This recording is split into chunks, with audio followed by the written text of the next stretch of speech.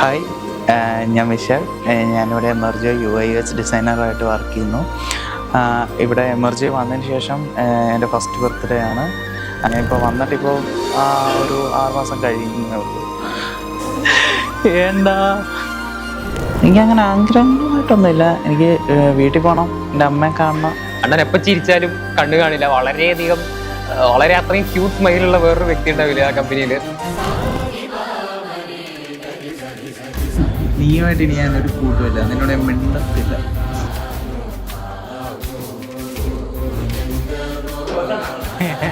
ഇങ്ങനത്തെ ഒരു ക്യാരക്ടർ ഉള്ളത് മുതൽ എമർജിയിലില്ല. പൈത്തൺ ഡെവലപ്പറെ പൈത്തനും പഠിപ്പിക്കും, ഫ്ലട്ടർ ഡെവലപ്പറെ ഫ്ലട്ടറും പഠിപ്പിക്കും, ഗെയിം ഡെവലപ്പറെ ഗെയിമും പഠിപ്പിക്കും, ഗ്രാഫിക്സ് ഡിസൈനറെ ഡിസൈനിങ് പഠിപ്പിക്കുന്നതോടെ ഒരൊറ്റ ഒരാളേ ഉള്ളൂ. എനിക്കങ്ങനെ ഒന്നും വേണമെന്നില്ല.